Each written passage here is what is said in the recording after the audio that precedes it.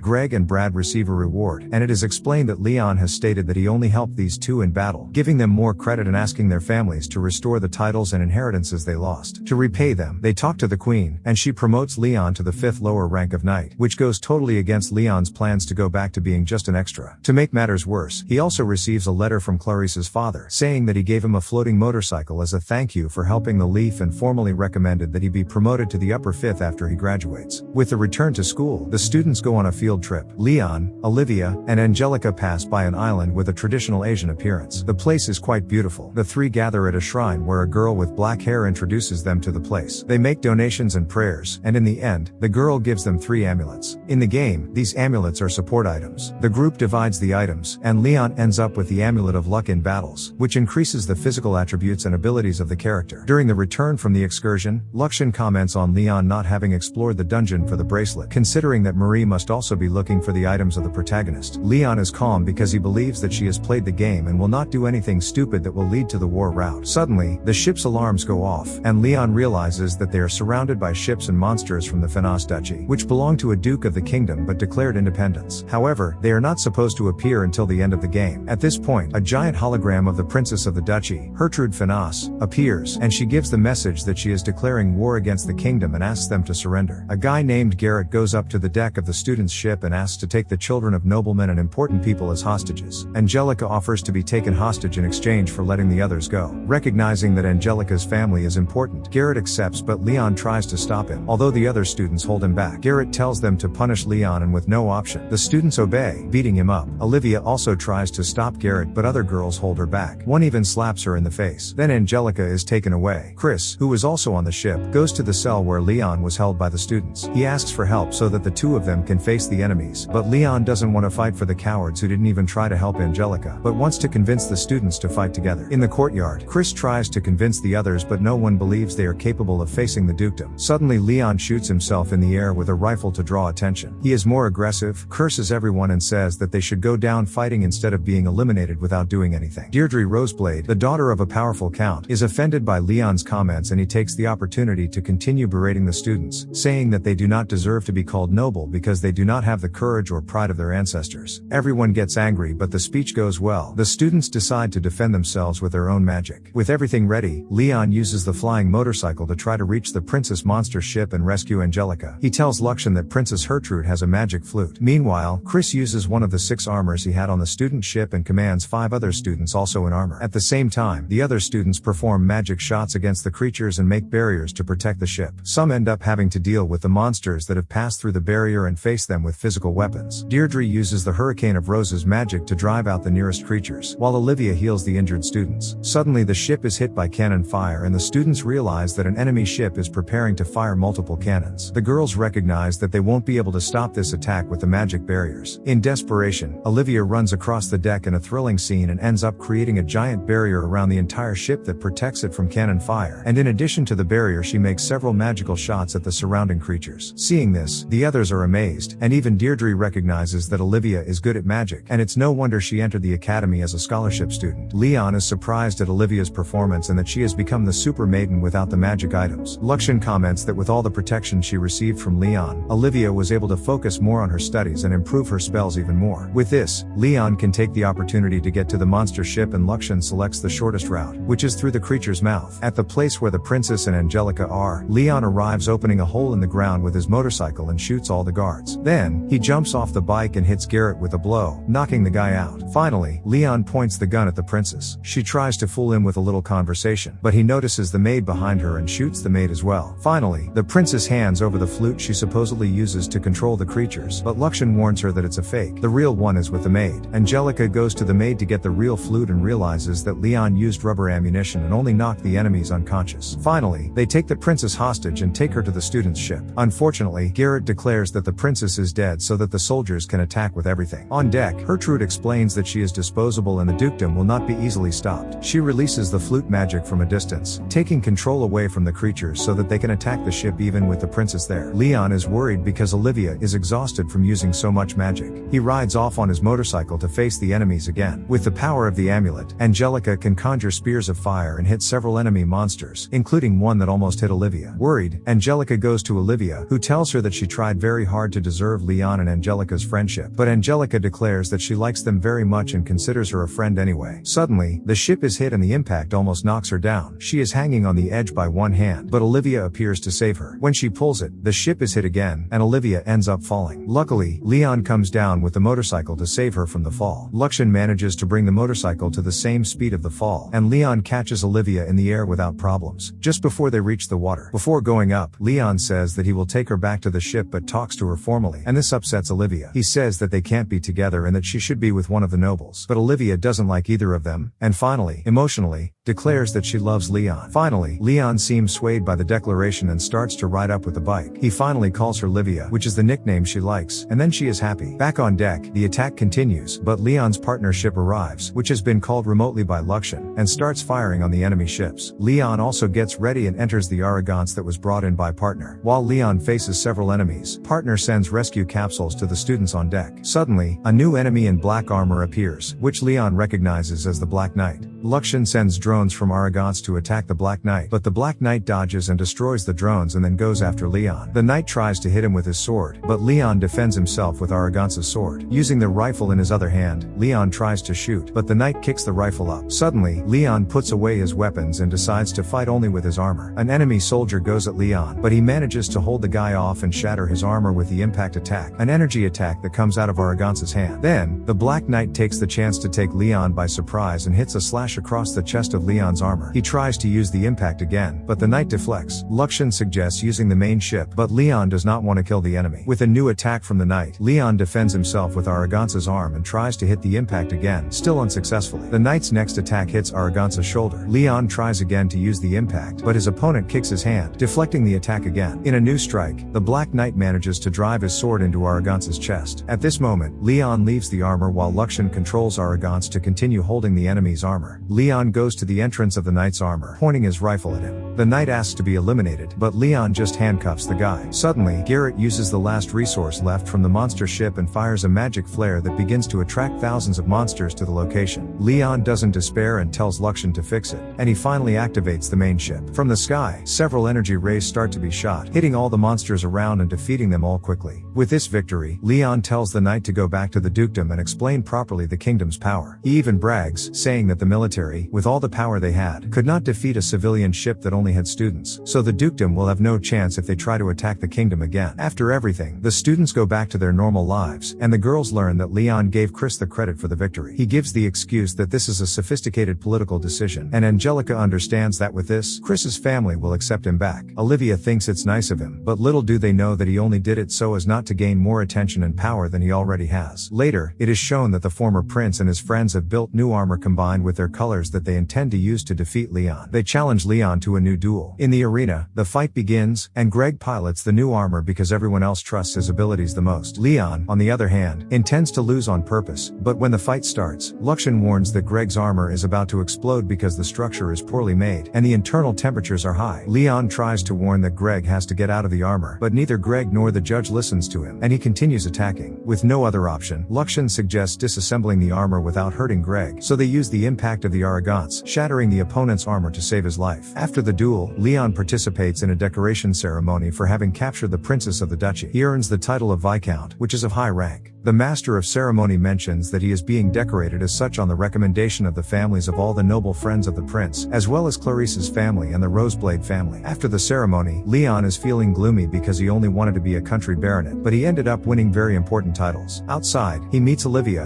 who is still waiting for an answer about his feelings for her. She says she will keep waiting, but when she walks away to talk to Angelica, Leon keeps walking, still not knowing which of the two he would like to marry. Luxian compares him to Marie for using information from his past life and having the romantic targets of the game available to choose from, which in his case are Olivia and Angelica. And so, we come to the end of the anime.